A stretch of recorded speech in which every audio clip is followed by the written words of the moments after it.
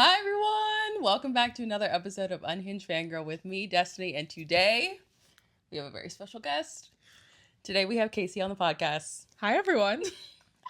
I'm so excited to be here. This is so exciting. It's kind of like out of body experience right now.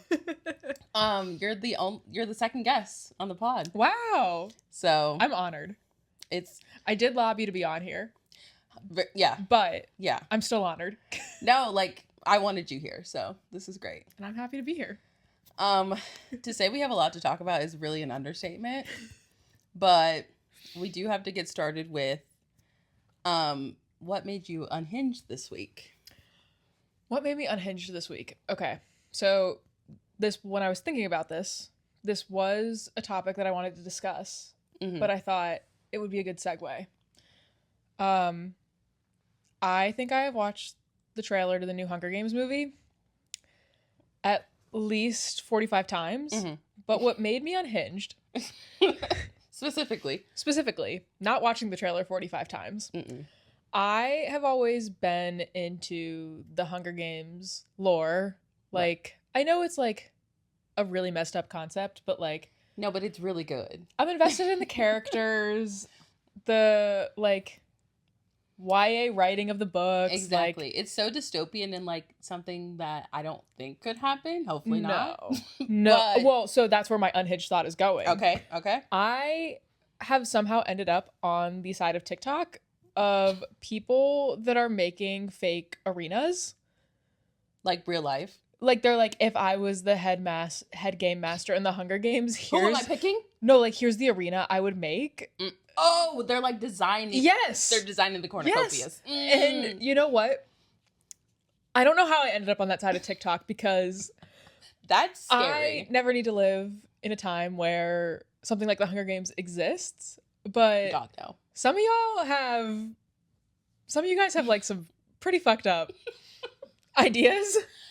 And I think the only thing I've been enjoying about the videos are the comment sections. Oh my God, I'm sure. Where they're like, you need help. Like, hey girl. Like, hey queen, like, so, let's take this down. Like the one I saw the other day was a abandoned circus. Oh no. So it was like I literally feel my stomach dropped. Yes. And it's like the mutts are clowns and like the I don't know. It was so weird. I hate that. There's been some other really weird ones, but I texted a friend and was like, what is wrong with me that I've ended up on this side of TikTok? I have never even heard about that side, and now that we're saying this, it's gonna pop unhinged. But that I hate that. Like, I'm actually scared. Yeah. Oh, and like, of course, the music in these TikToks are like the creepy, like clown music, or like it's just really eerie. No. Yeah, it's not for me. You need to start saying not interested. You need to utilize that feature more because I get other stuff that I am not interested in. No, literally, sometimes it's like the most random. Like, I feel like it's content for like men, and I'm like, why is this on my feed? Yeah, like why am I getting this? Yeah, no, that's not it. But I am excited for the new Hunger Games. I haven't read the book yet, which you know. I won't spoil anything. But I mean, I've heard only good things. I personally really enjoyed it. I think because someone else made a really good point that yes, I personally do think this was the most disturbing book out of the entire series. Okay. Ooh. But we grew up with it, and Suzanne Collins writes a book when she has something to say about the government or just society in general. In this book in particular, like we've aged as the audience. She thinks we can handle more. Yeah. Okay. Yeah, that makes sense. Yeah. But really excited for the movie. Have no idea why we have to wait a year. Yeah, they're still working. But they said they posted they're done with production. They did? Yeah. Oh. So what do we have to wait for? So why is it on us? No, what was crazy was I saw a video. It was like the cast reacting to the trailer, but they were also like still filming. So I was like, well, and then I was hey confused. Guys, what? Well, 2 days later they posted like finished production. I'm like, they just posted they were still filming. I was like, how are you still filming a movie when the trailer's out and you're showing the cast, but like you're still wrapping it up? I'm like, do you have a favorite movie from the series? Catching Fire. Yeah, that's the only correct answer. It is the best. Everyone's entitled to their opinion, but there is Catching Fire is a correct answer. I'm thinking about ranking them. Catching Fire. I think the original for me comes next. Mockingjay Part 2 comes at the bottom. Oh. Maybe not the bottom. Oh. I can only see Finnick so many times. You're right. See, that was devastating. I mean, that was a really tough watch. That was really rough. Because I'm trying to think where I would put Songbirds and Snakes. I didn't even think about that. That's why I put Mockingjay. That's why I put it at the bottom. I didn't even think about that. Because maybe actually Part 1 goes at the bottom. That's what I was going to do. Catching Fire, the first one. Part 2, well, I got to think about Songbirds and Snakes. Because quite honestly, when I was 13, when these movies were coming out, I did not watch Part 2 until like maybe 2 years ago because Part 1 scared me so much. Oh my God. I hated seeing PETA. Like, yeah, that was rough. Being tortured by the Capitol. Yeah. But when I got COVID like 2 years ago, I sat and watched all 4 movies at once. It was healthy. A very productive day. I think Part 1 might come in the bottom. Yeah, it's definitely the one I kind of like skip over. Like, I don't really need it. Yeah. It's only the last like 10 minutes. I'm like, woo! Got me. Shit's getting crazy. No, like, you got me. But I feel like Songbirds and Snakes maybe is like middle. I think I put it 4th, maybe. 4th. Yeah, I don't know. With Part 2 above it. I need to watch Songbirds and Snakes again. Yes, I've only seen it the one time I saw it in theaters. Exactly, same. So I've seen the rest of them maybe 10 times each. Literally. I'm like, I know this text. Yeah. But Tom Blythe, hey. Listen. Whatever intern is running the Lionsgate TikTok. No, we have to talk about it. We need to meet you. They are doing the Lord's work. Did I send you to the Dave Franco one? No. Oh. It's the Lionsgate TikTok? Yes. It's actually insane. It's insane. No, like, it's really sick. But it's from Now You See Me. Oh my. Oh my gosh. Okay. Yeah. He gets crazy in that one. He gets crazy in that one. Yeah. Yeah. Lionsgate, please pay your interns more. No, like they. Oh my God, it just cracks me up every time that I see that check mark on really good edit. Yeah. I'm like, they're doing it. They're really doing it. Cooking. I need to talk about what I've been unhinged about this week, which is a couple things. Please.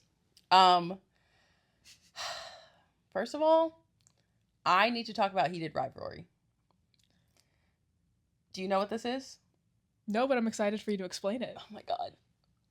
I think the one thing I should clarify for your audience is that while I am pretty read in on pop culture, there are some things that I still live under a rock for. Yeah. I'm pretty read in. You are. You're really good. But I've definitely, like, there's been times, I feel like, especially, like, in our group chats where we overlap, where I'm like, can someone please explain? Like, and what's that?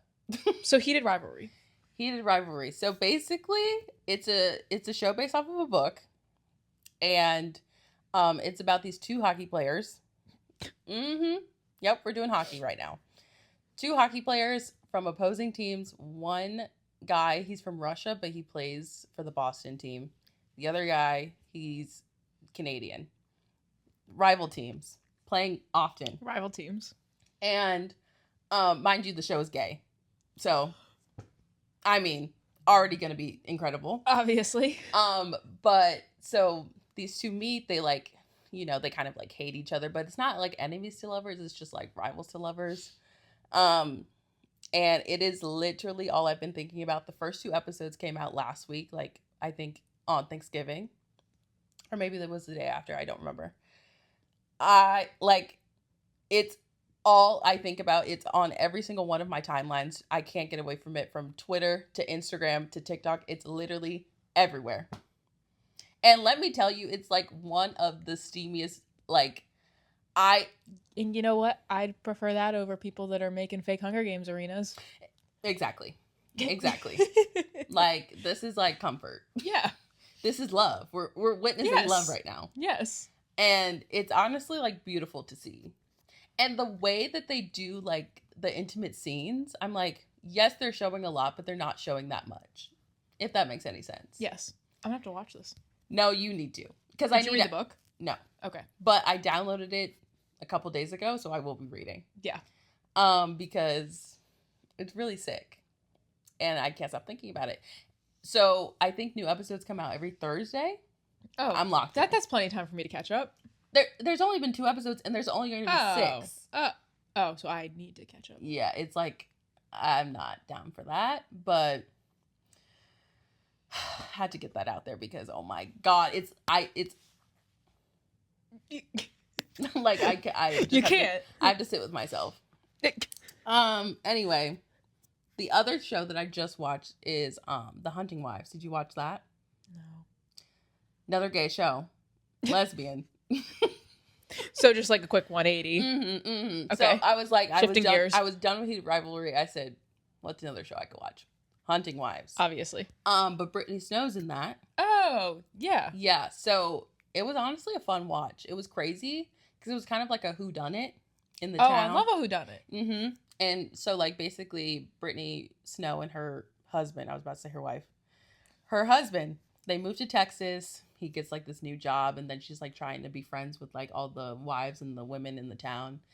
And like they're like so quote unquote conservative, like they have their guns in their purses, like, you know, like very traditional in that way. But they like, they're the craziest women you've ever met. They're just doing like absolutely anything and everything. They're doing drugs. They're hooking up with each other.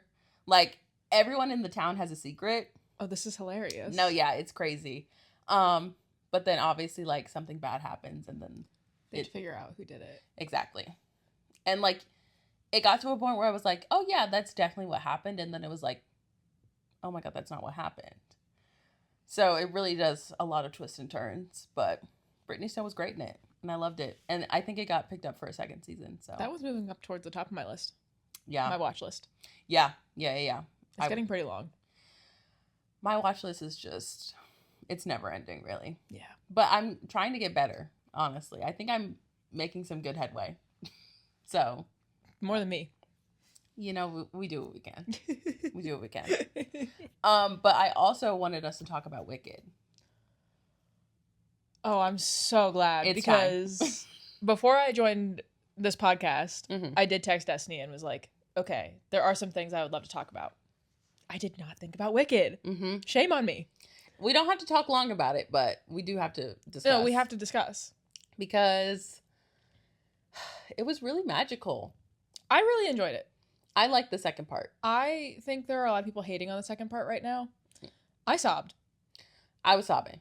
I brought tissues. You were prepared. I did not stop crying from the moment Galinda showed up to the castle until the end of the movie. Oh, got it. I did not stop crying for that entire 20-minute segment. You're like, it's actually, I'm not going to stop. Because, like, and why would you? The friendship is what, like, yeah, really, like, their story. Mm-hmm. I do enjoy part 1 more than part 2, but, like, the songs are more upbeat. It's you like think fun. about the musical, like, that's the same way. Act 1 is better than Act 2. Exactly. It's because, like, everything that happens, like, it just starts going down during Act 2. And that's normal. You almost can't compare them. Like, I do think that it could have been a 3-hour movie. Right. That's my hot take. Not 2 parts. Not 2 parts. But, I don't know. They can't be compared. They're both great in their own ways. 100%. Jonathan Bailey was... Woo! Doing his thing. Come on now. Every moment. That, I was like, I cannot wait. No, I don't know. No. No, I can't. Fierro was definitely giving this time. But in the first movie, I didn't realize his contacts.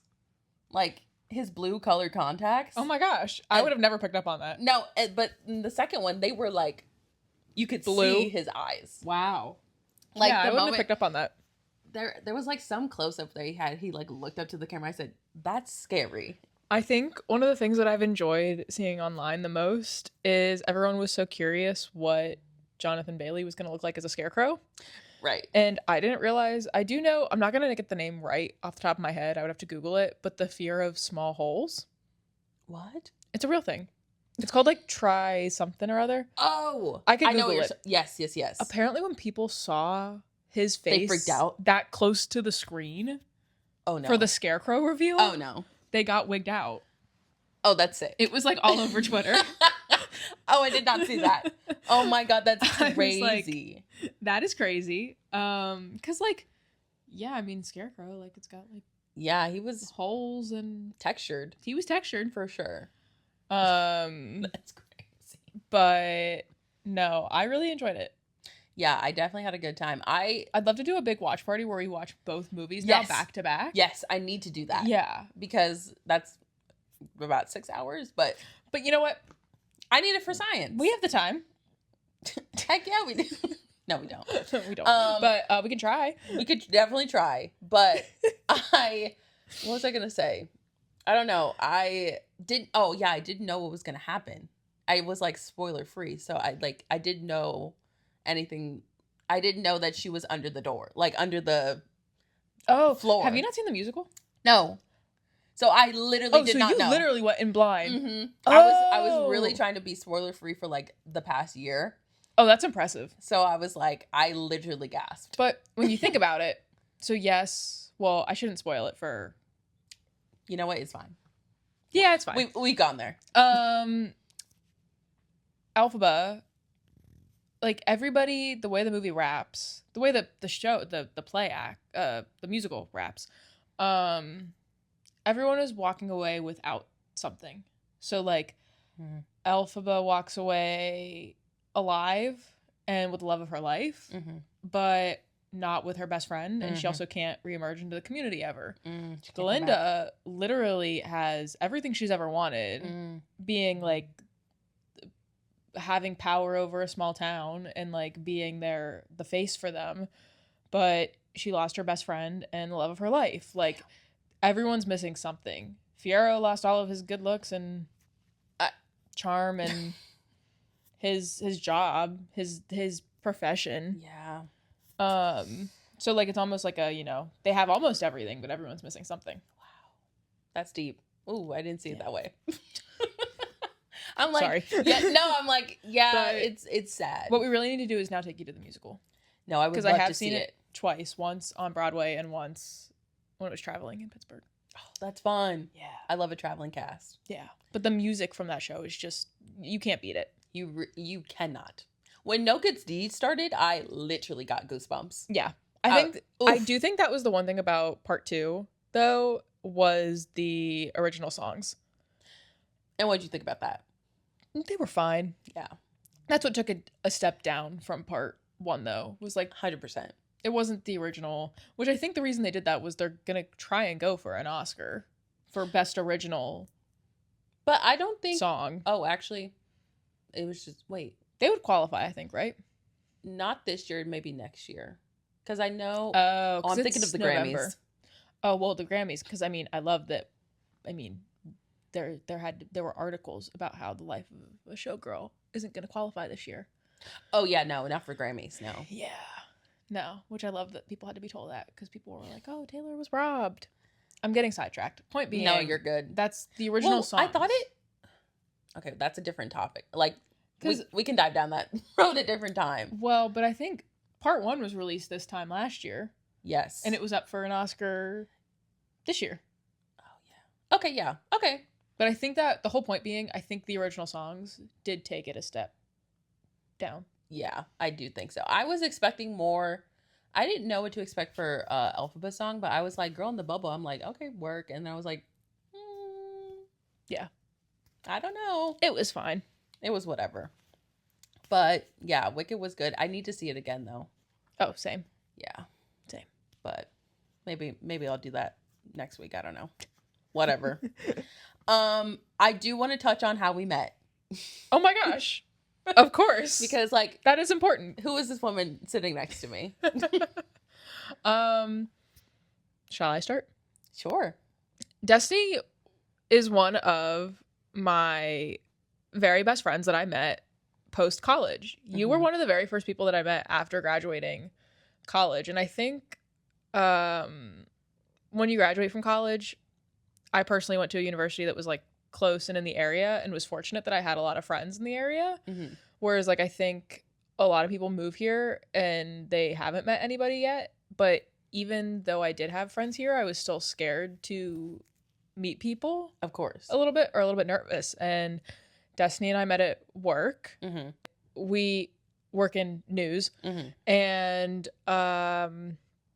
we like hit it off. The way I've always described Destiny to people is there was like someone in particular in the office that like just was maybe a little disgruntled that was our age that like was trying to scare some. Oh my like, God, I forgot. There were a few of them. There were a few. But there were a few it was like day 3 and I was crying in the bathroom, like was not handling it well, was not handling the transition well. It was rough. And correct me if I'm wrong, but like someone asked you to like check on me. No, I just did that out of my own. Or you just did it? Like, because I was hearing that someone was complaining to you and I'm like, she just started. Like, someone please stop. Like, give this girl a break, please. Like, please don't. But I just remember, like, when you introduced yourself, I literally turned around and, like, told my 2 friends outside of work, I was like, guys, someone talked to me today. Like, I could cry. Someone came up and asked if I wanted to hang out. Oh. When you asked me to go to happy hour that, like, very first time. Oh, my God, yeah. You have no idea how excited I was. That is so sweet. It's true. Oh, I love that. But that's how we met. And we were just saying before we started taping this, I hit 4 years at my job in January, which part of that was like not really full-time employment time, but still. Yeah, 'cause I met you when you were an intern. Yeah. That was like a wave and keep walking, but like when you reminded me of that, I totally remembered it. Yeah, I did too, because it took me a second. I was like, that's the same girl. It was the same girl. But yeah, and it's like so nice because even though we don't work together anymore, we've stayed friends, which is so important. We have transitioned to real friends. Yeah, we're no longer work friends. We're real friends. I know that's right. It's so special when you get to do that. It really is. I think about that often because I feel like that's always the goal with making a work friend, but like I genuinely like you're one of my very good friends. Yeah, exactly. You're one of my very good friends. Ugh, could literally cry. We moved past like the work friends phase very quick. It was quick. We're like, no, like we're gonna be more than work friends. I see you, and you see me. No, yeah, I met Casey when she was an intern. It was like a very quick, hi, this is Casey. She's new here. I said, hey, girl. I'd have to think off the top of my head, but like there were definitely a couple topics that, like we both realized we overlapped on. Yeah. Interest wise too. And then it was like, oh, we're going to be friends. Yeah, it was very like. We're going to be just fine. No, I just, as soon as I met her, like the second time, I would say, when I went up to you and was like, how you doing? I know it's rough. I was like, I'm not good, but thank you for asking. I was like, it's going to be okay. If you need something, just let me know. But I just like, I don't know, I felt it. I was like, she's gonna be great. We're gonna be friends. Yeah. And I think that I think I wrote this down, but like one thing that really connects us is music. Yes. And I think that's a very big through line with a lot of my relationships, but like for us specifically, it was music. That's where we connect. I think quite possibly one of the only areas in music that we don't overlap might be K-pop. Right. But I still like understand it and I know who like your favorite bands are. Yes. But, like everything else, like if there is a song drop for any of my favorite artists, we're on it. I'm texting you. For sure. I'm texting you. No, yeah. I don't expect people to like K-pop. When we first met, there were actually a lot of concerts that we were both at that we didn't realize we were both at until like days after the fact. No, I'm like, oh, you were there. Like, wait, were you at Lord? You're like, were you at the 1975? You're like, yeah, I was in the pit. Yeah. Like I was up in the front. I was like, oh, remember that day of PTO I took? I was outside. That was to get closer to Maddie Healy. Yeah, I remember that. I was like, No way, because I got that ticket last minute. Yeah. And I was like, yeah, I'm going to go to this. But my biggest regret to this day is not saying yes to going to Sabrina Carpenter with you. oh my God, yes. I think about that all the time. Because that was when her emails I can't send to her. Yeah. Yeah. And she was at the Anthem. Ooh, Yeah. that's crazy. Yeah. But I think it was a long weekend. Yeah. So. But I do still think about that. Because I think you were still working the desk at that point, right? Or yes. No? Yeah, totally. Mm-hmm. It was that era. And I was in the parking lot of the Taylor Swift concert in. Yes. In you went to Jersey, right? No, I was Philly. Yeah. Ooh, that was crazy. Yeah. But that's how we met. Yeah. Isn't that sweet? From coworker friends to real friends. Hey now. Okay, now we have to talk about what we really came here to talk about. I'm so ready. Dancing with the Stars finale. Woo! Hey! Like, guys, we made it. We did it. We did it. I don't even know where to begin, actually. So, this was my first season, like, seriously watching. I got into it because, and I think this was, like, what the show was experiencing, was this resurgence of, like, yeah, like, they are back. No, I don't know what happened or what clicked, like, this season specifically, but I was like, I'm tuning in. They give, like, a lot of people from last season credit, and I think they also, the pros must be being told to, like, they're being told to turn to TikTok, turn to social media. Yeah. Like, you're seeing them. You can't turn away. Like, they're everywhere. I can't escape Val if I tried. And that is real. And that's real. Like, I can't. I can't. But I watched so much online last season that I was like, I should just watch this season. Like, It's something fun to do. It's fun to text with your friends. It's the live voting makes it so much more fun. I was saying that to someone. I was like, I think it's the aspect that the show is live and, like, we have a say in what happens. Yes. Because I think it's, like, the Love Island, the big brother of it all, like, it being, like, live. Yeah. Like, I think that plays a part. There's so many other reality TV shows where, like, you're not live. You're not part of it. Exactly. But, like, the voting makes it so much more fun. Yeah. If you need a place to start, I did come prepared with my notes, and I ranked my top 5 dances from the entire season.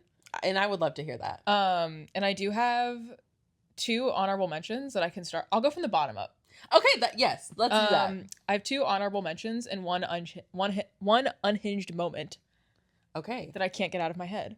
Okay, I'm excited. Because I don't know these. My unhinged moment that I can't get out of my head. I'm scared. Val's knee walks in his freestyle in the finale. Did you know, because now I've watched videos about it, that it was a last-minute decision. I did see that. To put that move in the dance. And it has gone absolutely viral. And he said, I didn't expect it to go viral. I think he tore his meniscus for that. No way. Not actually, but he joked that he did. No, like he should have. I don't know how he did it. It was really impressive. I think it's like, yes, it's the knee walks, and then it was the camera guy literally following him, and yes, it worked. And then he came out of nowhere. Yes, like, and he was dancing to Man Eater. I'm like, this is actually everything I could have asked for. It was some true Val choreography. Oh my god, like, oh my gosh, it was so good. It's actually crazy that it's gone viral, like the Dylan move. Yeah, the Dylan move was really cool. Yeah, that was cool. The knee walks were just, like... iconic. Like, I wasn't thinking about the Dylan walking on water move. Like, I wasn't either. We're now 8 days past the finale, and I'm still thinking about Val's knee walks. If that just, like, puts it into perspective. Oh, my God. Like, and there... I mean, I've never attempted to do that, but, like, I'm not doing that. No, I'm never gonna do it. No. Impressive. I love him so much. I had to think long and hard about my rankings. Yeah. My 2 honorable mentions. While I didn't want to give Mark and Whitney a top 5 spot, I needed to give them an honorable mention, mainly for Mark. Their samba on TikTok night to shake your ass. Watch yourself. Yeah. That was good. That was good. Like, that was a dance where I was like, I need to watch that again.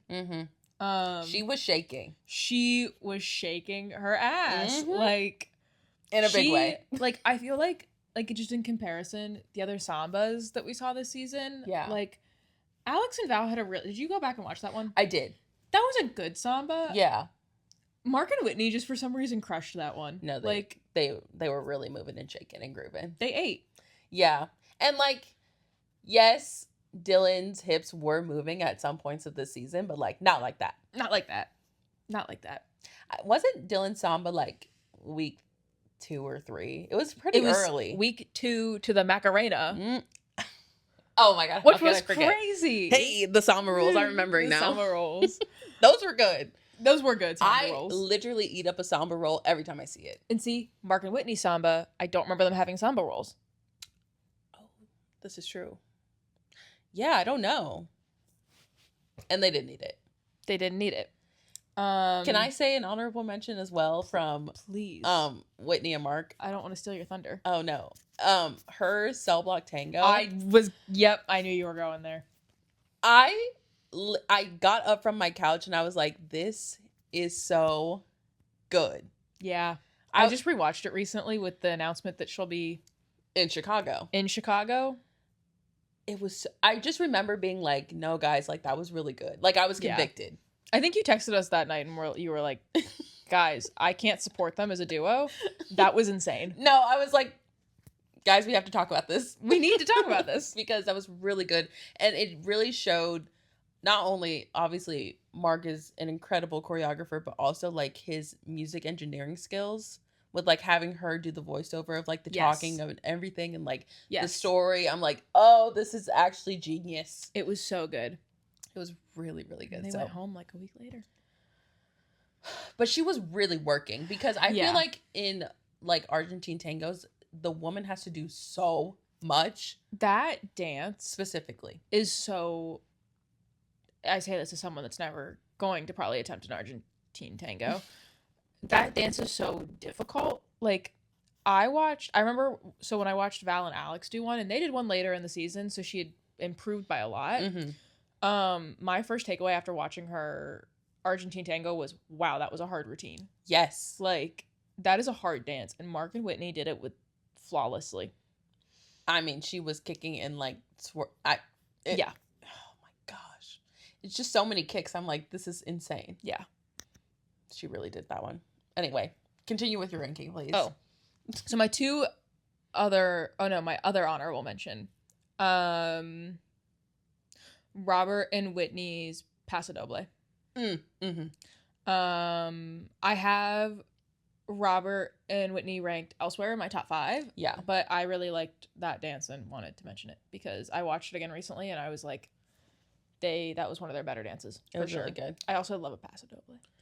I'm going to eat it up every time. Yeah. I'm like, the bull and the matador, let's get it. Yeah.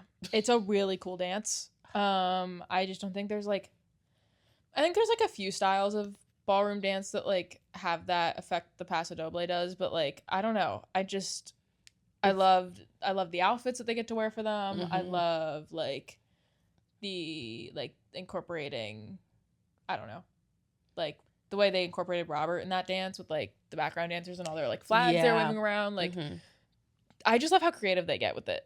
Yeah. I should even throw in there like honorable mention Jordan and Ezra's Paso Doble to Breaking Dishes. That didn't make my top 5. Yeah. But like so creative. So good. I would never have thought to do a Paso Doble to Breaking Dishes by Rihanna. Definitely not. Nope. But did you see though the clip where they were gonna break? Yes, they were gonna break dishes. And Ezra was like, they took away our plates. I don't blame them. It was dangerous. No, like, I'm like, ooh, they look like real plates. I'm like, y'all can get some breakaways. It's okay. It's okay. Just get someone some sugar. It's okay. No, that was crazy. I'm like, if they were breaking dishes, I would have screamed. Yes. It would have been iconic. But it's okay. It was still a good dance. Which, speaking of Jordan and Ezra, good segue. Yes. To start my top 5 dances from the season, dances that I could not get out of my head or I needed to go back and watch multiple times. And coming in at number 5, Jordan and Ezra's week 2 jive. Oh my God. To Maniac. That was really good. That one I kept coming back to because I loved Jordan and Ezra all season. I think they came in the proper place in the finale at 3rd, even though I would have been very happy if they had won. They did so poorly week 1. They did. And I shouldn't even say like they did that poorly, because God knows I don't know how I would perform. Exactly. I have no room to be speaking. Jordan's an Olympic medalist. Like, exactly. The week 2 jive was such a bounce back for them. It really like was. It was like, okay, they're here to play. They're like she got that score and she said, they are here to compete. Not anymore. And like Ezra's choreography for that dance. And it was, I wanted to pick something too that was like early on. Yeah. That was really strong. Yeah. And that was a really, really, that was a good one. So good. And her outfit with the fringe pants. Yes. Yes. Yeah. So good. Also, while we're speaking about Jordan, it's actually insane that like during the entire like season of Dancing with the Stars, she was a full-time student. Yes. And she was like a full-time athlete. I did see someone on Twitter comment and say like, I'd love to see Jordan's class schedule right now. No, I was worried. I'm like, what if she has finals? She might. I'm like, oh my God. No, like, I truly don't understand how she did it. It has to be a situation where like you're enrolled in a class to like one class to like stay a student. Yeah. But you can also red shirt, because I think Jordan is like, I have to look it up, but I think she's like close to our age. But she is, yeah, she's 24. So she could be getting a master's right now, technically speaking.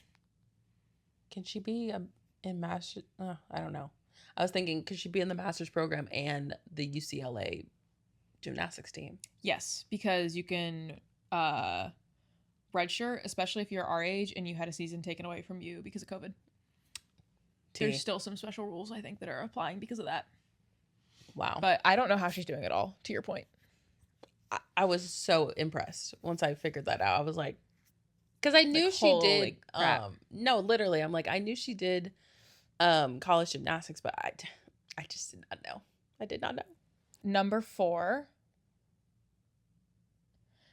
Alex and Val's Purple Rain on Prince Night. Oh, that was good. Yeah. Yeah. That was one of my favorites from the season. It was really nice. I think there was a lot of pressure there, the same as Defying Gravity on Wicked Night. Mm-hmm. You don't want to mess up Purple Rain. Exactly. Like, that's Prince. Especially, like, there's people our age that don't listen to Prince as much or don't know Prince. But and they like, know that song. That is the song they know. Yes. And that waltz was, like, those types of dances were Alex's strong suit. Mm-hmm. Like the slower ballroom. Yeah. She really did well at those. That dance was, and Val's hair was down. Hey, you don't have to tell me twice. Like, oh my gosh. Didn't I say something about it? Yes. And then I also will always remember you were not live right away at the finale. Right. And you were freaking out and texting me. And you were like, in all caps, out of nowhere, is Val's hair down? I needed to know. Like, I needed to know. You like texted me where you were, what you were doing, and then third text, is Val's hair down? I was like, I'm 5 minutes away from home. I'm almost there. Is Val's hair down? And I was like, is it curly? Is it down? I was like, no, it's a slick back man bun. I'm so sorry. I said, it's fine. It's fine. It's fine. It's fine. Totally. But Purple Rain, I think the first dance they did that night, he had a slick back hair. Oh, yeah. He had his hair slicked back. What's that song? Little Red Corvette. But then he had his hair down for Purple Rain. I just remembered during Little Red Corvette. I talked about this. The end pose. The end pose. I just screenshotted that from my November mood board. It's gonna be in mine as well. Because it will be in mine as well. I don't know if you guys can see this, but centimeters away. Like, I'm not gonna lie. When I saw that, I said, "Are him and Jenna okay? Like, is everything okay at home?" But yes, because I saw someone else comment this on one of their TikToks the other day. I love when hot people marry hot people. Truly. Yeah. That's what Jenna and Val are. No, their Thanksgiving post, I was like, yes, of course. But this, both in committed relationships. Mm-hmm. And this is the end pose he picks? Mm-hmm. It was crazy. No. And he did another end pose. It was the like, same night, I think. The Purple Rain one? Yes. Yeah. They were also very close. I said, what's going on? It was so, I was like, I need to watch that vlog. So I watched Alex Earl's vlog. I'm like, what's going on? What's going on? What's the relationship like? Yeah, that really made me sick. So that was fun. But yeah, I should Purple say Rain was also, good. Kieran, if you're watching this, I'm so sorry. Hey, But- you know what? It's Val. Like, what do you We're want us obviously going to talk about Val. What do you want us to say? And speaking of Val's hair, it's literally at the perfect length. Yes. Like right above shoulder. It's curly. He can't go longer. He cannot go longer. He got a trim the other day. I saw on TikTok. Okay, good. But like he cannot go longer. Like I can't have Val looking like Mark Ballas. No shade. No shade to Mark, but absolutely not. No shade to Mark, but Mark has locks. Mark's curls are beautiful. They I will are. give him that. They are. But they are. They Val, are please not. don't. No. You don't need to do that. I like Mark's man bun. I do too. I really am a sucker for a man bun like I always have. I'm not a man bun person, but like It depends on the man that the bun is attached to. Mark, like I'm not a fan of it, but he pulls it off. Yeah. Does that make sense? Yeah. Yeah. He's got that vibe. Yeah. Yeah, I don't know. I think it's like the Harry Styles of it all when he had long hair Yeah. and he had the man bun. Ooh. Yeah. So Harry, if you're listening, please get back in the studio. please, HS4 needs to be out tomorrow. Tomorrow. Anyway, what were we talking about? Number 3, coming in strong. Daniela and Dylan's freestyle. Yes, that was gorgeous. We need a moment to talk about that because they were not the front runners in the finale. Mm-mm. Dylan struggled the back half of the season because the judges kept saying he was growing as a dancer. This man was doing 2 steps. Right. I'm sorry, Right. but I am in the camp. The internet was split. Mm-hmm. Half the internet was like, he is like amazing. He's grown as a dancer. I was like, guys, he just did an Argentine tango and he took 2 steps. No, I was in that camp. It was the Daniela show. She's a Ferrari. Yes. Like, and she is Derek one of needed the to ride that fiercest- Ferrari. He really did. But she is one of the fiercest pros. And so you could see that he could not keep up with a dancer of her caliber. No. And the one area that he always seemed to do really well in was contemporary. And Yeah. so she focused on that for their freestyle. And it ended up being beautiful. Like the water, he did keep up with her in that dance. Yes, Totally. Yes. It was really good. I've been listening. That's Unhinged. I've been listening to that song on repeat. What song was it?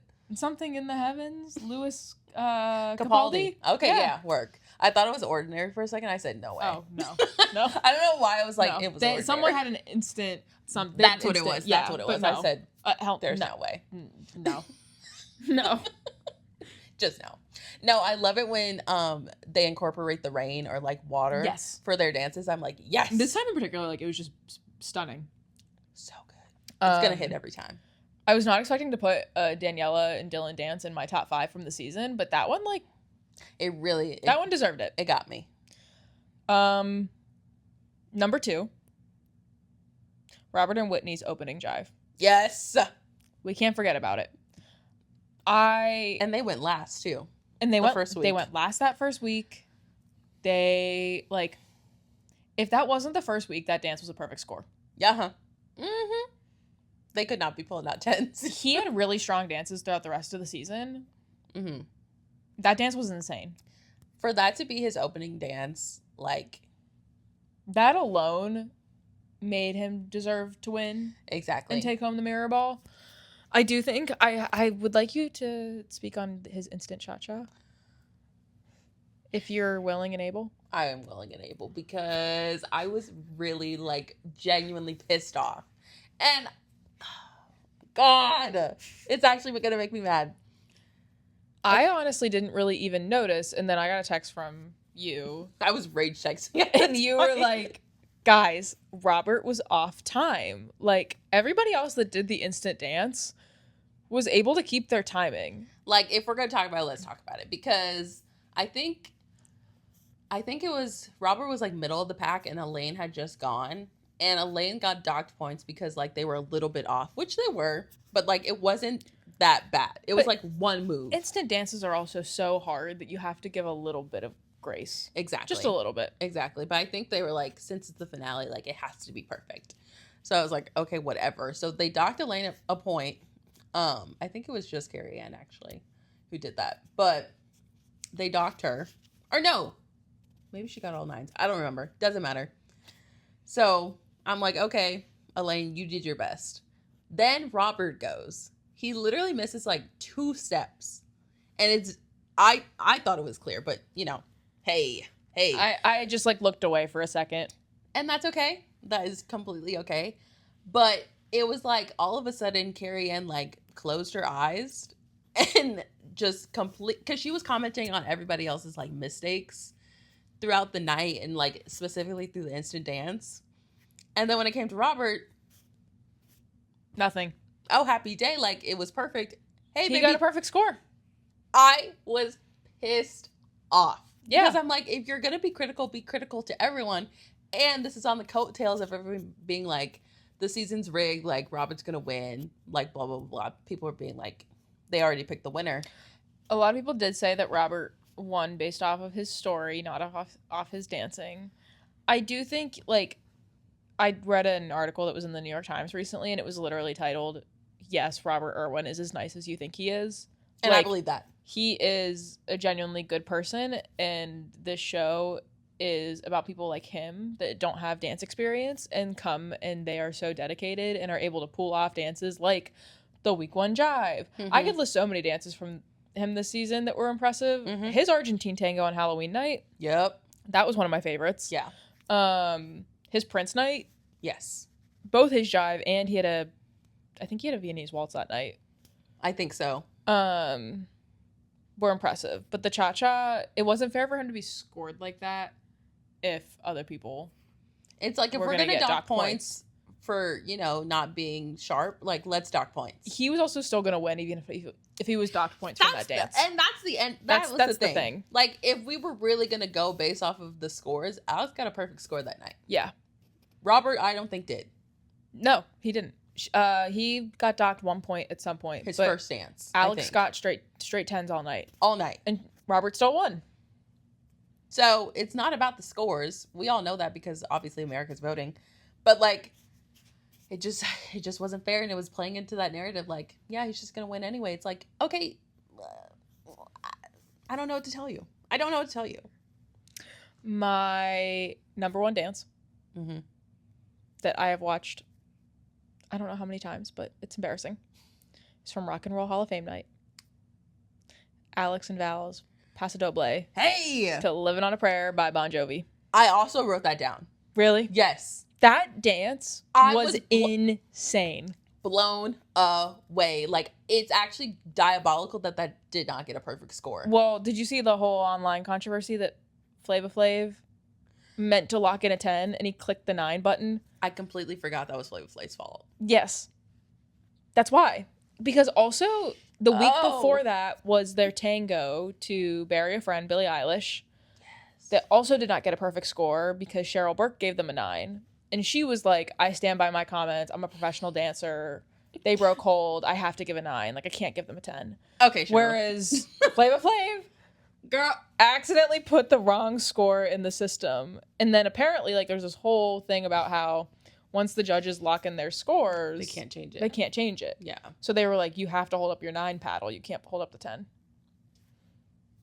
But that dance deserved a perfect score. Perfect. I was literally blown away. The first dance to get a perfect score that season was Robert and Whitney's Foxtrot the next week. Yes. But that Living on a Prayer Paso Doble, like, oh my God. Val nailed the choreography on that dance. Like, the costumes.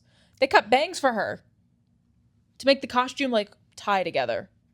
Everything was working. Yes. It was the hairography. It was the choreography. The hairography? No, her hair, she was going crazy. Yeah. Half up, half down, whipping that thing. Like, both of them, I think both their hair was down, of course. Val had, like, the bandana around his head. Like, oh, forget it. But I would have, like again, the creativity. I would have never done a Paso Doble to Living on a Prayer. Who would have thought? But the way she was moving her skirt, like, everything was working for her, and I was, like, so pissed off. When they did, like, the switch, like, the standoff with their, like...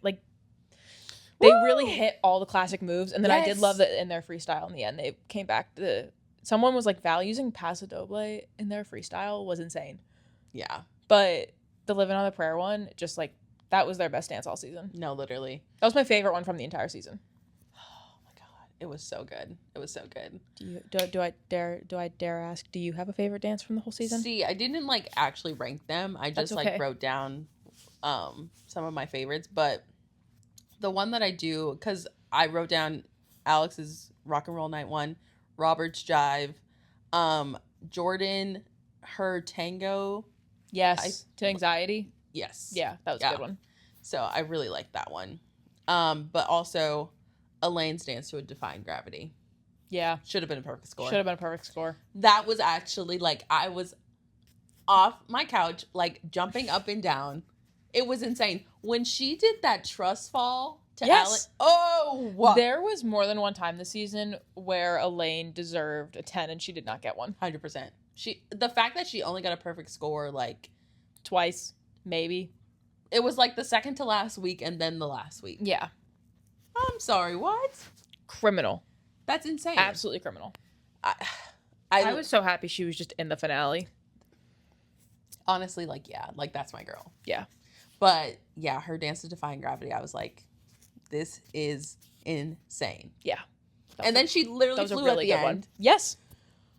I can't even. I can't. It was so good.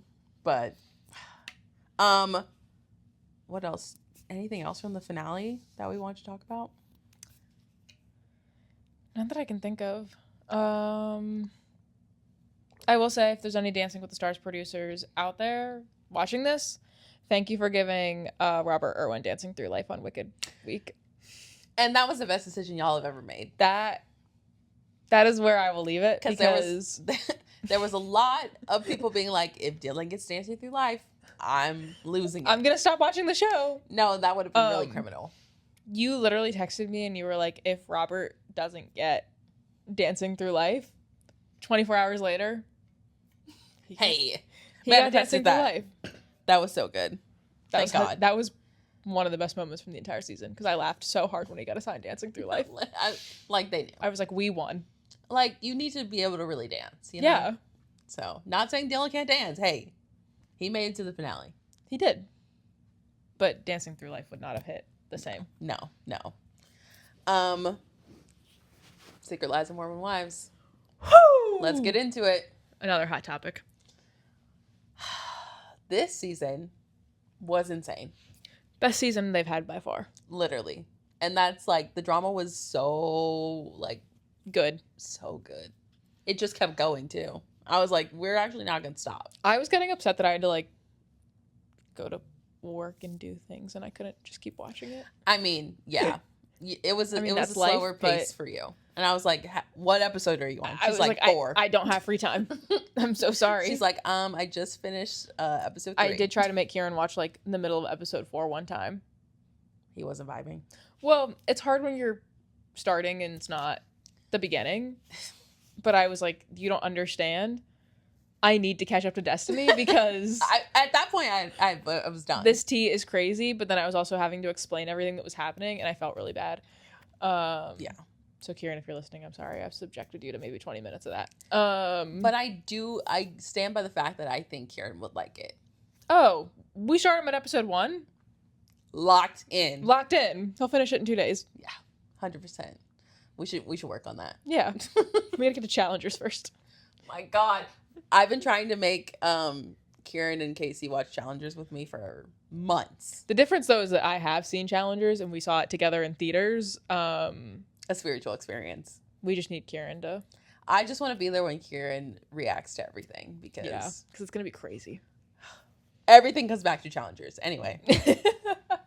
It all comes back. It all comes back to challengers. Yeah. Secret Lives of Mormon Wives.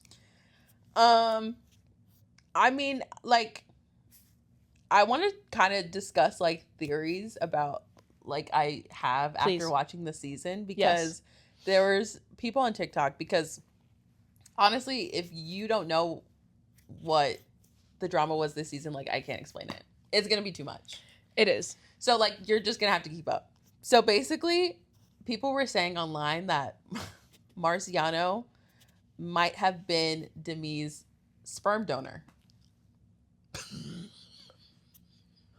And here's why. So, what? Listen. So, Demi has been trying to get pregnant with Brett for a really long time. Yes.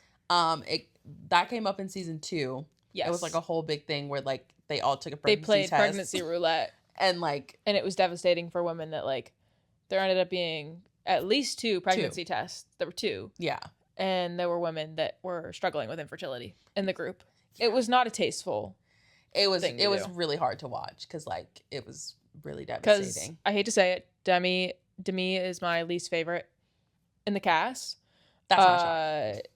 Not shocking, but you would want to you would feel for any woman that's in that situation. 100%. Like it was a really hard watch. But anyway. Yeah, sorry, I sidetracked. So no, all good. So we don't know if it's like, you know, not saying it's any of their faults, but like we don't know. Demi may have, you know, have some fertility problems, or it could be Brett. It could be Brett. Let's not forget about the men here. So people were theorizing that maybe Demi brought Marciano into the relationship to like help that wild journey, which I don't know. Like Brett was buying him food at one point, and if the allegations that Demi is saying are true, it just seems a little weird to be so close to someone like that. Can I ask you a question? Because I haven't been as read in after I watched this season. Mm-hmm. The way, again, can I spoil? Like, oh yes, the way they wrap this season is like the women are all starting to get along again. Like they're all on relatively decent terms. Mm-hmm. It is very clear, if you're an outsider, that has totally gone south since they've wrapped the taping of this season. Out the window. We are filming this episode of Destiny's podcast a day before the reunion, and it's clear that it's going to be a nightmare. Yeah. Jesse keeps saying, like, Demi did something to me, like, during the reunion that is unforgivable or whatever. So I'm like... So something's happened. Yeah. And I think that's the part where I'm, like, not read in at all. They haven't said. Okay. And but like something's happened. Yeah. And I'm like, at this point, if what Jesse's saying is true, which, I mean... they're obviously not friends anymore, but like what could have happened more that like you could never trust her? Like, right. It was already to a point where it's like she's kind of dogged you in your face, in private, behind your back. She's tried to sabotage your marriage. Exactly. Like, I'm like, what more could she have done? But I don't know. So, and you know what? We'll be tuning in tomorrow. I cannot wait. But yeah, that's a theory that some people may have had. That's fascinating. And I'm like, oh, didn't think about that. Didn't think about that for 1 second. Or maybe Marciano was brought in as a throuple situation, if you will. Listen, I would not put it past these women. They have done it before. Mm-hmm. But it would be interesting because to me was always like, that's white trash. Right. So, is it really? The saying, the pot calling the kettle black? Mm-hmm. That's what that would be. Yeah. Or people were also saying that the whole thing when Marciano told Layla that he had slept with Jesse, people were saying that maybe Demi paid him to say that. Also wild. Like, also the reason... Do you not have anything else better in your life to do? Yeah. Apparently not. No. But also the reasoning... Like, that's sad. Yeah. I mean, I think she just, like, wanted revenge so badly that she just... I don't know. Allegedly, I don't know. I'm saying allegedly, like who knows? But also the reason that Marciano gave where he was like, yeah, I just thought that we had sex. I'm like, it didn't. The thing that I had an issue with this season, this is where I'm going to get canceled. And we have to talk about it. So one of the big things from this season was when Demi treated the situation with Jesse and Marciano horribly and starts to get exposed that Demi starts exposing them because she's trying to sabotage Jesse's marriage. And the season takes you through Jessie and her husband Jordan's struggle to like keep their marriage together because this massive affair that they had kind of dealt with behind closed doors had become public. To me, when the details about her start coming out, that she also was involved with this guy Marciano, starts to say that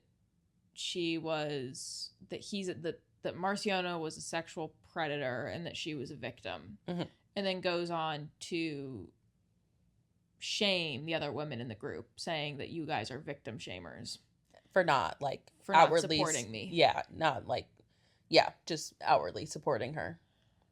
The thing that was really hard to stomach this season was not only were the details with Demi's story with Marciano not adding up, but for her to blame the other women for being victim shamers when there are at least 2, if not 3 women in that group that have written books and have been very open online about how they were like physically abused or in a physical abuse relationship that they couldn't get out of.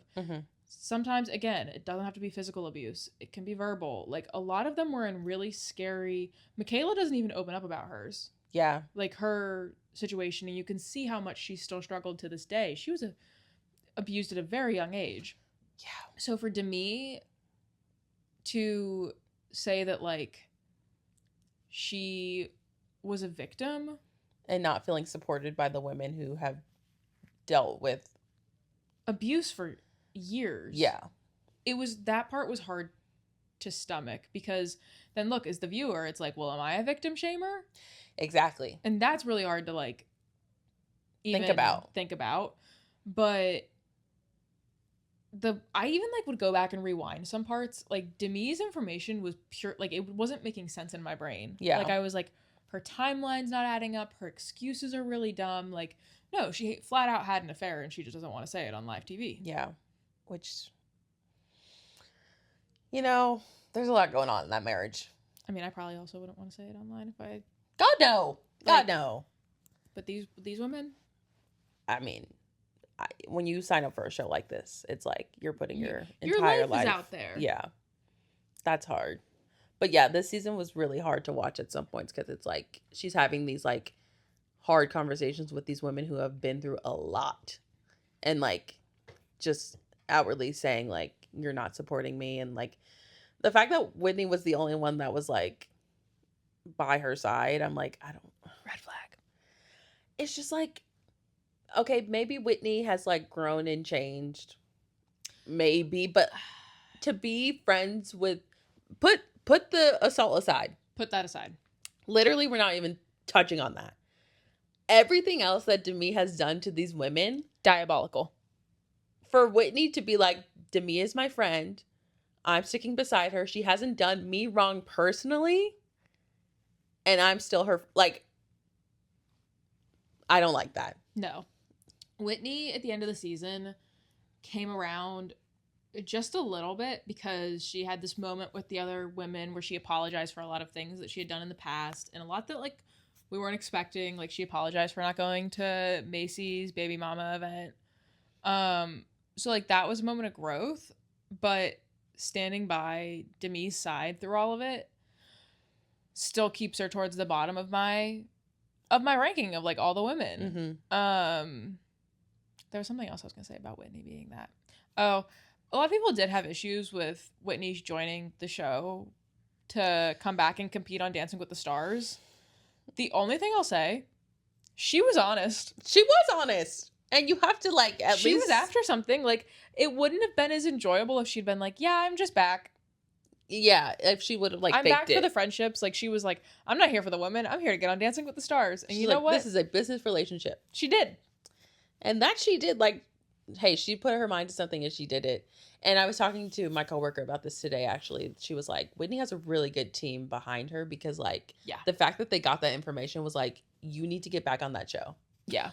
And they're like, I don't care. Just go. Just go. But yeah. Now, whoever decided to release season 3 the week of the Dancing with the Stars semifinals, also diabolical. All night, you could just tell that they knew it wasn't going to be good. there was so much damage control that episode of Dancing with the Stars. Like, the fact that Julianne was like, we saw your comments on the show. how do you feel? And I can't say that right now. And I can't. That was diabolical. They knew. Like, the photos of them being eliminated that night, the damage was already done. I saw Mark's face and he was like, yeah. Because he had watched the entire show. Now, I do have a lot to say, and again, this is a crossover between Secret Lives of Mormon Wives and Dancing with the Stars. Mm-hmm. Call Her Daddy. Mm-hmm. Mm-hmm. We did not discuss that. Call Her Daddy, Alex Cooper, invited Mark and Whitney to perform their freestyle that they would have performed in the finale had they made it. I had never seen anything like this before. I was going to ask you that because I obviously don't know. No. It was screaming, can the attention not be on you for once? Literally, it's like, okay, well, I mean, at least they waited till after the finale to release it, but also, but did you know that they taped before the finale? So I could imagine. They didn't know who won when they were taping the interview. Yeah. I could imagine that because it was like a couple days after, and I'm like, there's just no way. No. But yeah, that's like not something that normally happens. Like, oh yeah, what could have been if we were in the finale? It's like, no, you're done. You're done. No one else gets to do a freestyle. Yeah, so the fact that they even got that platform, I was like, okay. And also, talking about the freestyle itself, since it's Mark Ballas, it was good. Yeah. But I think the freestyles that aired on the show in the finale were better. Yes, and also it needs to be taken into consideration that since Whitney and Mark's freestyle was taped, they were able to do things that you would not have been able to do live. Yeah, that's really good. That's a good point. I wouldn't have thought of that. Because, like, they could have done multiple takes. Exactly. And, like, not only just, like, the multiple camera angles, but also, like, the transitions in the dance itself. I forgot what part it was, but there was a part where they, like, lifted her and then she, like, fell to the ground. And a costume change. I'm like, that wouldn't have been able to happen. No. And then, like, there was another part, too, where I was like, oh, they were, like, up against the mirror. She, like, smears the lipstick. And then they, like, spit the water out. I'm like, where'd that come from? You couldn't have done that live. Because your mouth would have had been closed the entire time. Yeah. So I'm like, I don't know when that was going to happen. But again, it was a good freestyle, but it's just like, it would have had to be manipulated a little bit. Yeah.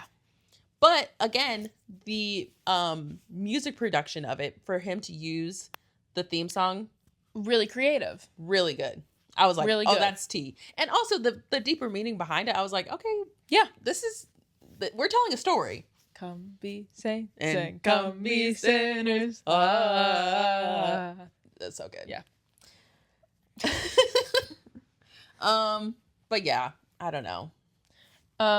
Back to the show. Back to the Secret Lives of Mormon Wives, though. Macy carried this season.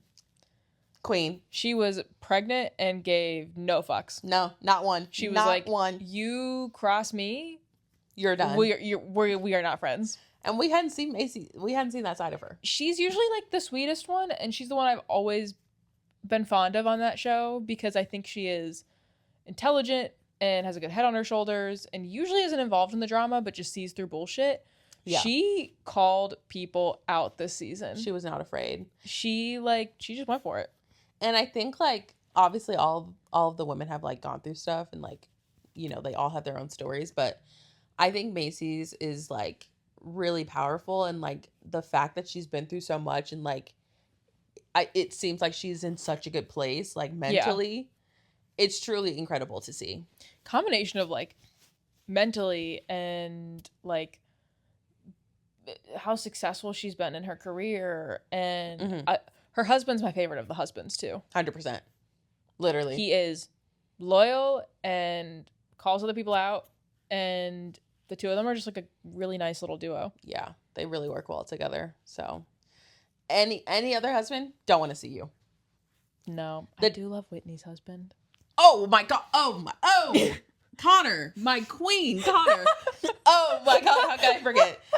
I love Connor. Again, I don't understand how someone like Connor is with Whitney. But Connor, like, Connor in the reunion last season Yeah. really just put a whole new perspective on him. Mm-hmm. But he, like, you could tell this season, he was like, so why are you hanging out with Demi? Like, No, he was why also are you like supporting her? But that talk that they had in the hotel room. yeah, When he was like, I'm not understanding the timeline. I was like, yes! Connor, that is how I have felt this whole season. I am not understanding the timeline. Literally, he was like crying. He was like, I'm just so proud of you that you gave her the space to like, I'm like, oh my God. And he's like, Connor, how are you doing? I'm like, don't fall for it. He's so sweet. As a husband, though, Connor is very supportive. I mean, he's gonna move those kids to New York. Yes, all three by himself. He quit his job and he is a stay-at-home dad. He is Mr. Dad. He's homeschooling those babies. Oh my God. Also, he dressed up every week for Dancing with the Stars. Yes. Front row. And he got her coordinated flowers with her outfits every week. I didn't even know that. Yeah. Oh my God. I need someone like Connor. Gay and all. I don't care.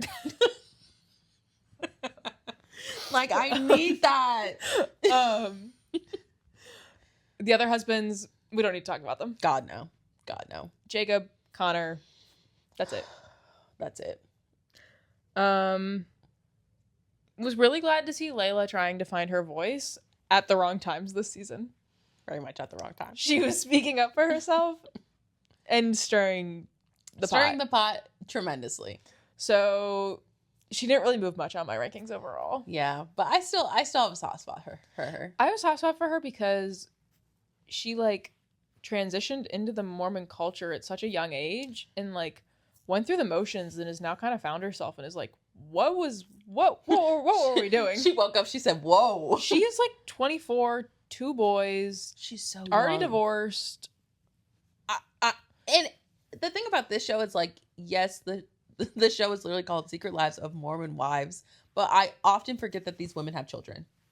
Yes. Multiple. I do respect that a lot of them, for their privacy, don't like their kids on camera. Of course. You can tell which moms do have their kids on camera. Like, I hate to say it, Whitney's kids on camera a little too much for my liking. Like, Jen as well. Jen, yeah, the kids are on camera. Yeah. Macy, don't think we've ever seen her kids on camera. I think we've seen like her, maybe once or twice. Her. Same with Michaela's, like once or twice. Yeah. Michaela's are more active on TikTok. Yeah. But Layla, like, I forget she's a mom. All the time. I'm like, oh, you do have 2 boys. She's younger than us. Like, Jen is our age. I think most of them are older. Yeah. And then Layla is, like, literally so young. a child. She just turned 24. Yeah. I'd love to talk about Taylor, though, with you. Taylor. I was really proud of Taylor for her growth so far.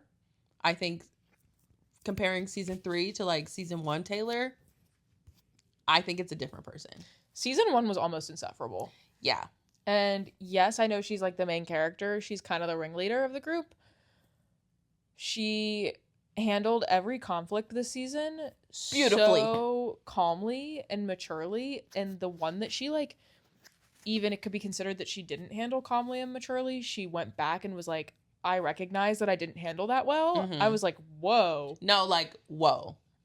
Total 180. I think she's got her life a little bit more under control. Again, another woman. 3 kids. I can't even believe it. Every time. I think she might not be 30 yet. I think she is. Or she's 30, like on the nose. I don't know. But either way, insane. She's young. She's young. I was happy that she was more enjoyable. I thought she was more enjoyable last season, but like even this season, I was like, this is a totally different.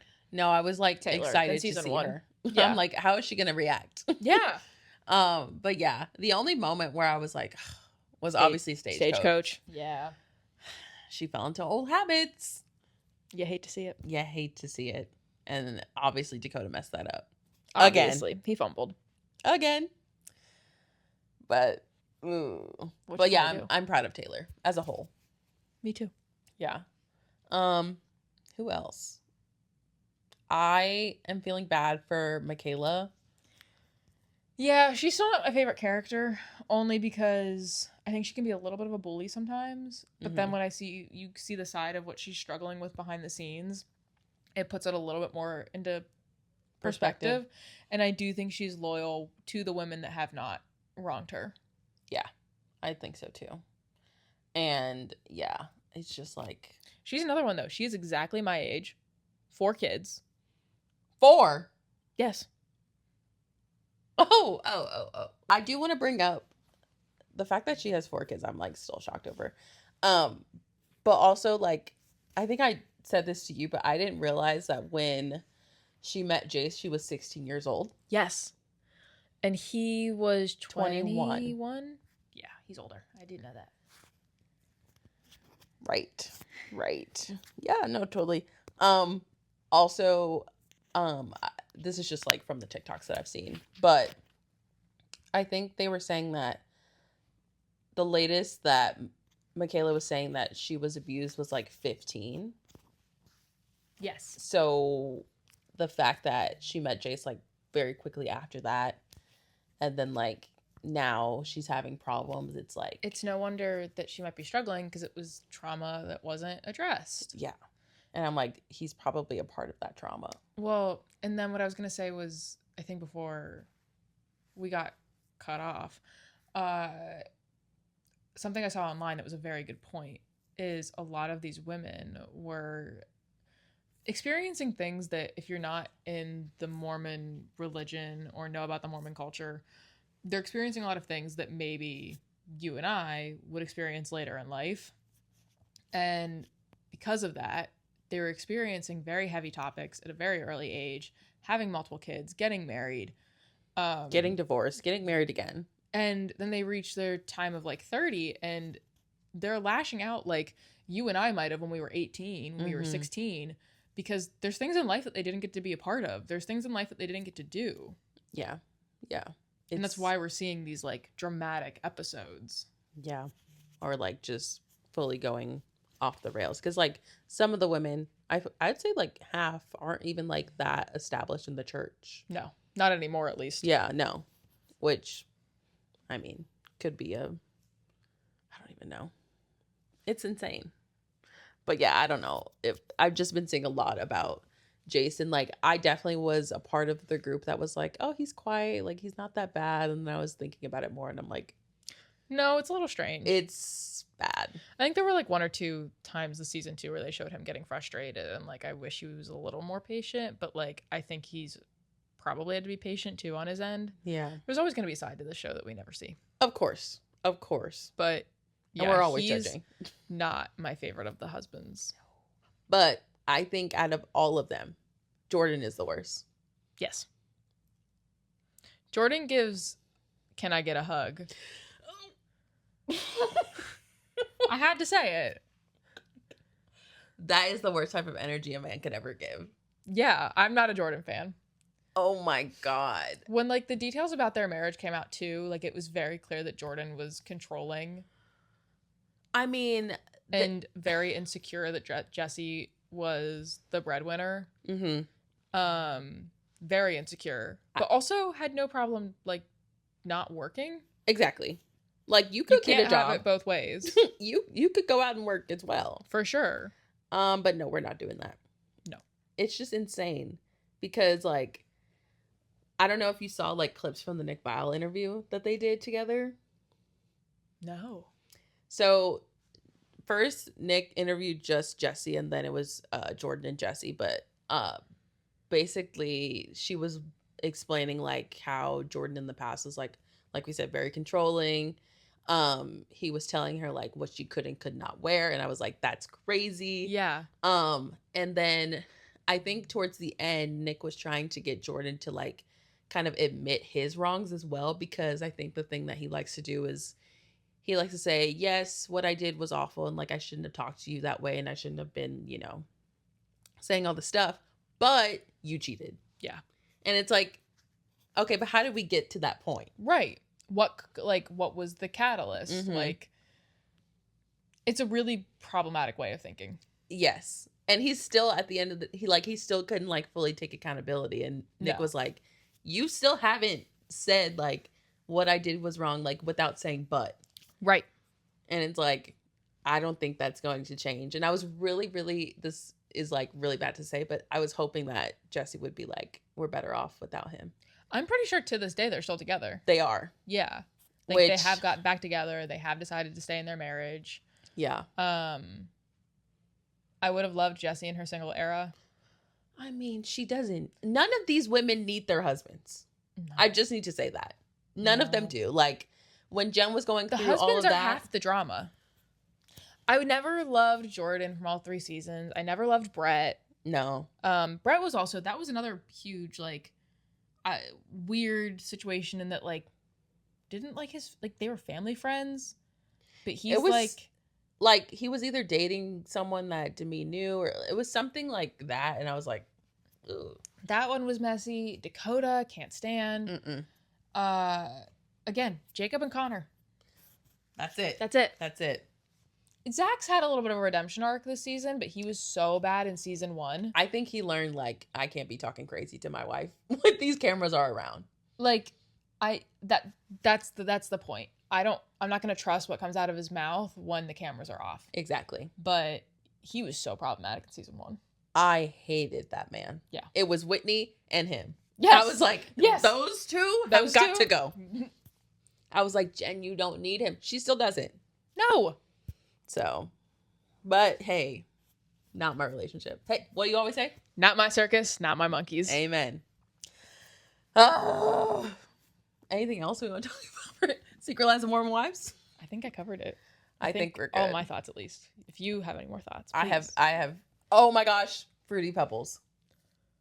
I never needed to know what that meant. You know what? And I completely forgot about Fruity Pebbles. And, so did I. And then, Jesse said, let me give my 2 cents out. Also, that whatever Demi did in the reunion to cause Jesse to leak that has to be so bad. Like, that's because what I'm saying. I could have gone the rest of my life. I did not need to know what the Fruity Pebbles incident was about. I don't even know what I thought it was. Because, like, they were obviously... It wasn't that. No, it definitely was not that. They were insinuating something in season 1, but I'm like, I don't understand why Demi got so mad. Now I know. Now I know. Don't Google it for the viewers at home. It's not worth your... Yeah, Nope, it's a no from me. It's going to be a no for me, dog. It's going to be a no for me, dog. Anyway, had to just say that and air that out. Yeah. Lastly, Spotify Wrapped. Oh my gosh. Okay. It just came out today. Excellent topic. I would like for you to specifically share with the viewers how many times you listen to Bye. Okay. So, I have this thing called undiagnosed ADHD, where sometimes there's music that just scratches a certain part of my brain and I can't listen to anything else. Last year I listened to Bye by Ariana Grande. I was in the 2000s range, I'm pretty sure.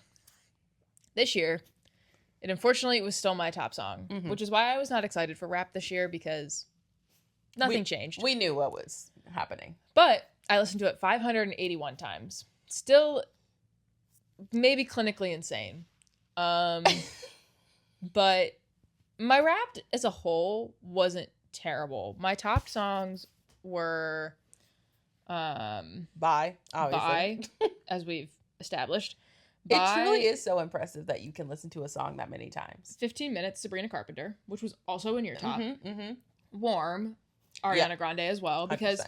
Eternal Sunshine Deluxe Edition came out this year.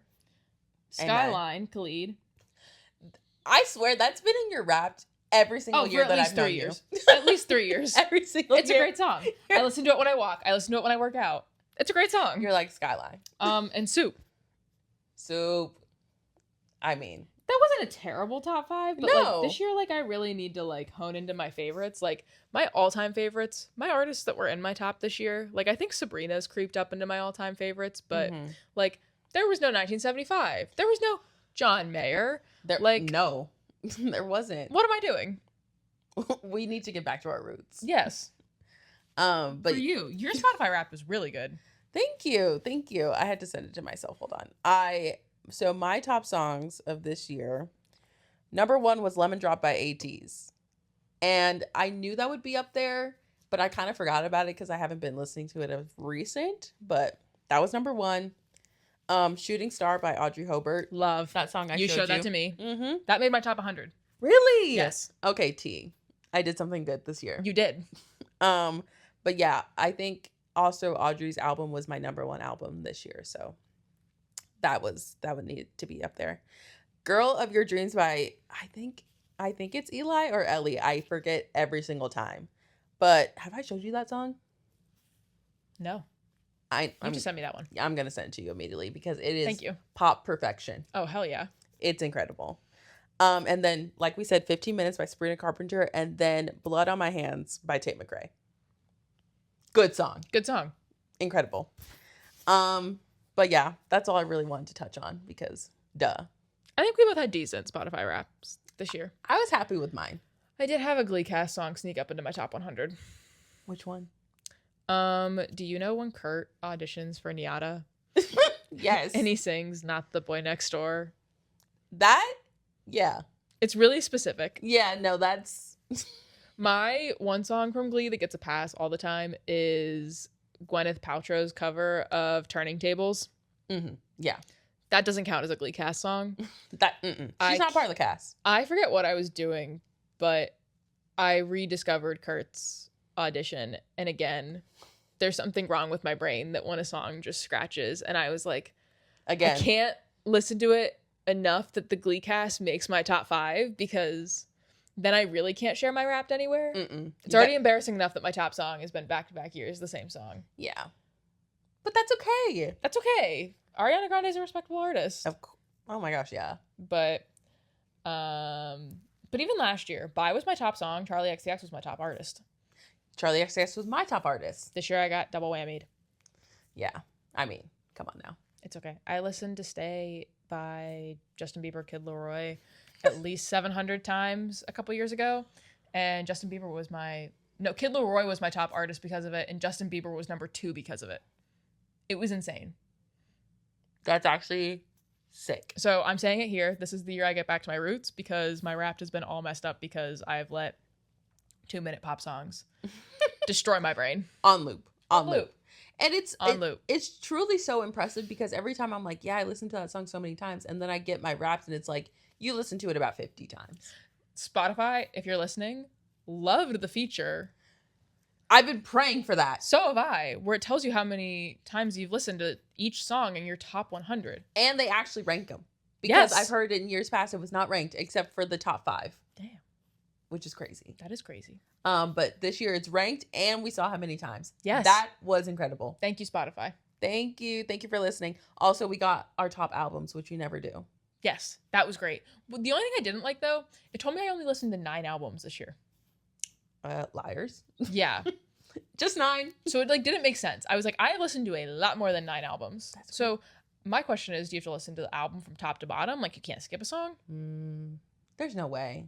Maybe click on an album? Yeah. I was really confused about that feature, Spotify. But you redeemed yourself with ranking the songs in order. That was good. That was a good surprise. Yeah. That's crazy. Only 9? Do you know how much music I listen to? I'm like, there's no way. I was so confused by that feature. I think maybe click on the album itself. It has to be because I don't understand otherwise. Whatever. I think that's it. This was so much fun. Thank you for having me. No, Casey, thank you for coming. And thank you for letting me into your home. This has been one of the best and most fun conversations I've had in ages. Riveting. Honestly, you can't ask for anything better. Just 2 girls chatting. Friendship. Yay! Well, now I'm like, how do I end this? Well, thank you for listening to this week's episode. If you would like to follow the podcast, you can on TikTok and Instagram at Unhinged Fangirl Pod. Yeah, I'll talk to y'all soon, I guess. Tune in next week when Destiny is still not over Val's knee walks. And I'm going to be talking about Val for a second. It's going to be freestyle. Bad. As soon as those tour clips start popping up, we're toast. Done. We're done. But yeah. All right. Bye, guys.